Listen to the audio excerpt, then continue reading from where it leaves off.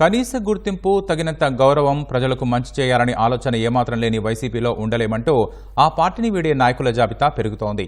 2 రాజ్యసభ సభ్యులు, 1 ఎమ్మెల్సీ తమ పదవులకు రాజీనామా చేసి 24 గంటలు కాకముందే మరో 2 ఎమ్మెల్సీలు గుడ్ బై చెప్పి వైసీపీకి షాక్ ఇచ్చారు.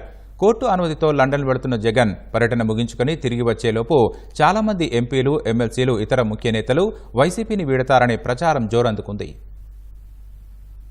వైసీపీకి సొంత పార్టీ నేతలే దెబ్బ మీద దెబ్బ కొడుతున్నారు. అధినేత జగన్ తీరుతో వేగలేమంటూ 2 రాజ్యసభ సభ్యులు మోపిదేవి వెంకటరమణ, బీద మస్తాన్రావు వారి పదవులతో సహా పార్టీకి రాజీనామా చేసి 24 గంటలు గడవక ముందే మరో 2 ఎమ్మెల్సీలు పదవులకు రాజీనామాలు చేశారు.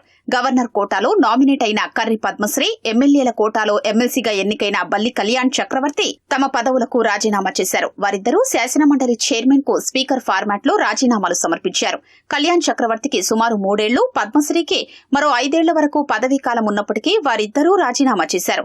గౌరవం, విలువ లేని చోట ఉండలేకే వైసీపీకి ఎమ్మెల్సీ పదవులకు రాజీనామా చేసినట్లు వారు తెలిపారు.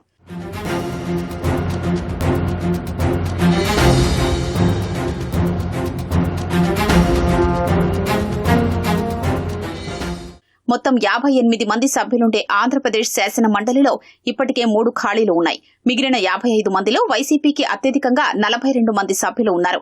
తెలుగుదేశం పార్టీకి 9 మంది, జనసేనకు 1, పీడీఎఫ్ నుంచి 2, 1 స్వతంత్ర అభ్యర్థి ఉన్నారు.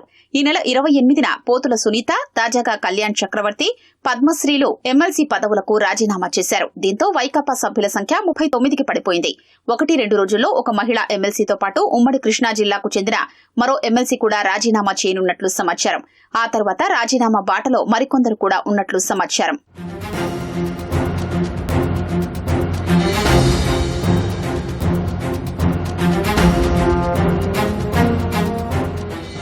రాజీనామా చేసిన వారిలో బల్లి కళ్యాణ్ చక్రవర్తి తండ్రి బల్లి దుర్గాప్రసాద్ 3 దశాబ్దాలకు పైగా తెలుగుదేశంలో ఉన్నారు.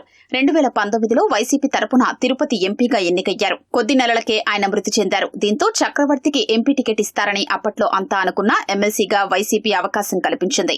అయితే సొంత నియోజకవర్గం గూడూరులో పార్టీలోనూ పెద్దగా గుర్తింపు లేకపోవడంతో కొంతకాలంగా అసంతృప్తితో ఉన్న చక్రవర్తి ఇప్పుడు వైసీపీకి ఎమ్మెల్సీ పదవికి రాజీనామా చేశారు. ఆయన త్వరలో మళ్లీ తెలుగుదేశం గూటికి చేరనున్నట్లు తెలుస్తోంది.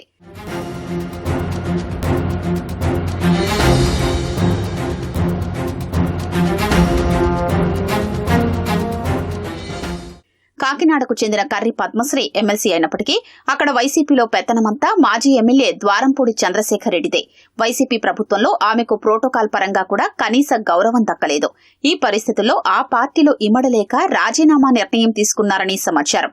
పద్మశ్రీ కుటుంబానికి బీజేపీతో సంబంధాలు ఉన్నాయి. ఇప్పుడు ఆ పార్టీ వైపు వెళతారా లేదా తెలుగుదేశంలో చేరతారా అనే దానిపై ఇంకా స్పష్టత రావాల్సి ఉంది.